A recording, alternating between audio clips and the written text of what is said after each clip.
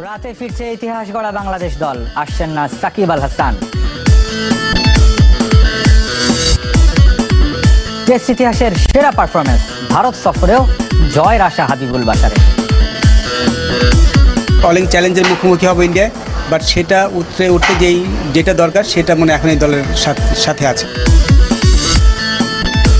লাল বলের সাফল্য সাদা বলেও ছড়িয়ে দেওয়ার পালা, শুরু হলো টি-20 ক্রিকেটারদের অনুশীলন। ব্যাপারগুলো সেটা আমরা সম্পূর্ণ দলের উপরই ছেড়ে দিয়েছি। পাকিস্তানকে হোয়াইট ওয়াশ, বাংলাদেশ টেস্ট ইতিহাসের সেরা জয়, দাবি সাবেক অধিনায়ক হাবিবুল বাশারের।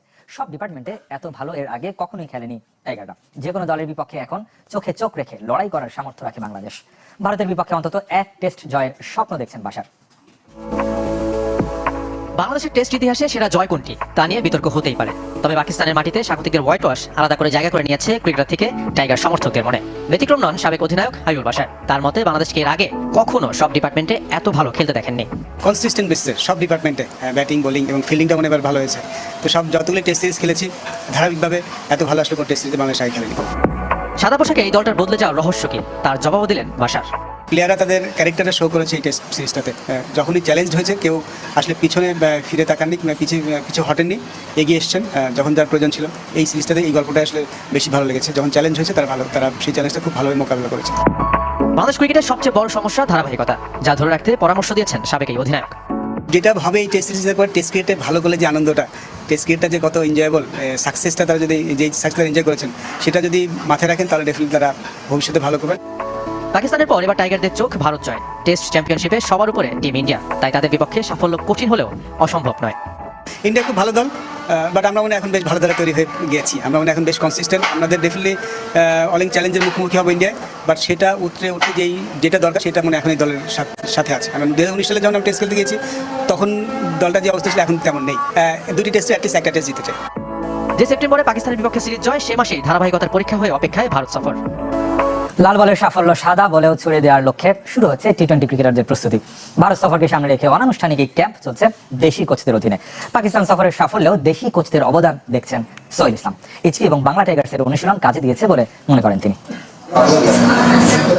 লাল বলের সাফল্য এবার সাদা বলে ছড়িয়ে দেওয়ার পালা। সেই লক্ষ্য নিয়ে হোম অফ ক্রিকেটে শুরু হয়েছে মাহমুদুল্লাহ, সৌম্য সরকার, জাকের আলী, আফিফ হোসেনদের অনুশীলন। পাকিস্তানকে হোয়াইট ওয়াশের আত্মবিশ্বাস আর অনুপ্রেরণার সঙ্গী ভারত সিরিজের পরিকল্পনায়।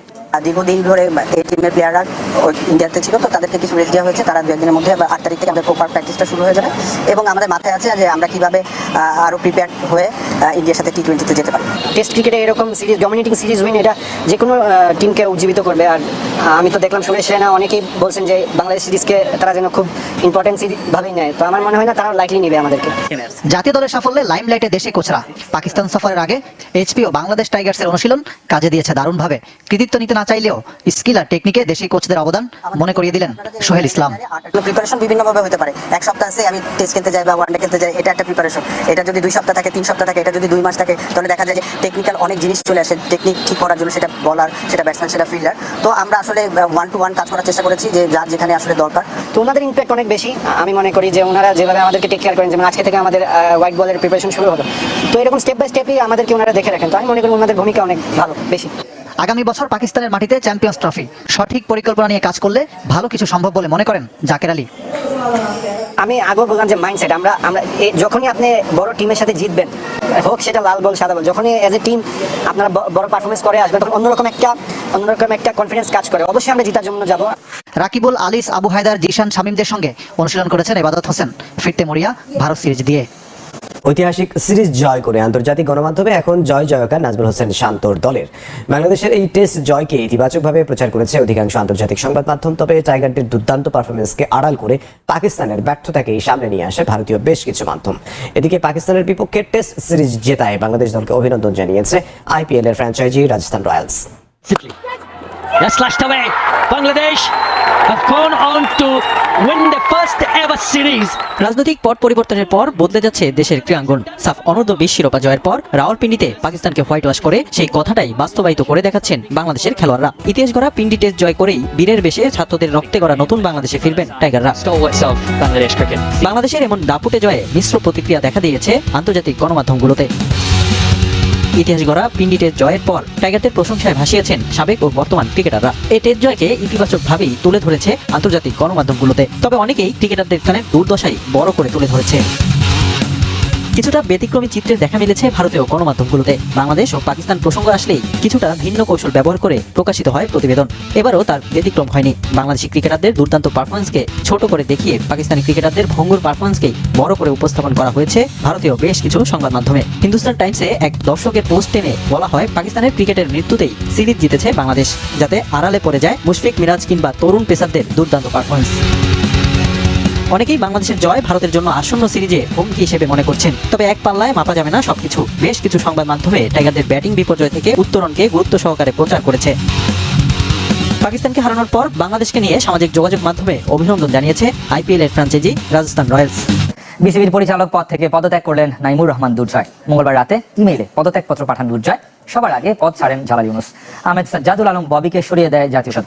বিসিবি পুনর্গঠনের অংশ হিসেবে এই দুজনের জায়গায় পরিচালক হন ফারুক আহমেদ এবং নাজমুল আবেদিন ফাহিম। এর কয়েকদিন পর পদত্যাগ করেন শফিউল আলম চৌধুরী নাদেল এবং তানভীর আহমেদ টিটু। এই তালিকায় সবশেষ নাম লেখালেন নাইমুর রহমান। পাকিস্তানের রাওয়ালপিন্ডি টেস্টে বাংলাদেশের ঐতিহাসিক জয়, কিন্তু সেখানে এখনো দুশ্চিন্তা বাড়াচ্ছে যে সাকিব আল হাসান আন্তর্জাতিক ক্রিকেট খেলতে পারবেন কিনা, যেটা নিয়ে রয়েছে অনিশ্চয়তা। বাংলাদেশ ক্রিকেট বোর্ড এখন পর্যন্ত সাকিবের ব্যাপারে সিদ্ধান্ত নেয়নি, কারণ সাকিবের নামে রয়েছে রাজনৈতিক হত্যা মামলা। তবে সাকিব কি ক্রিকেট খেলতে পারবে তো, যেটা নিয়ে রয়েছে একেবারে অনিশ্চিত। তবে এখন দেখার বিষয় সাকিবের ব্যাপারে কি সিদ্ধান্ত নেয় বাংলাদেশ ক্রিকেট বোর্ড।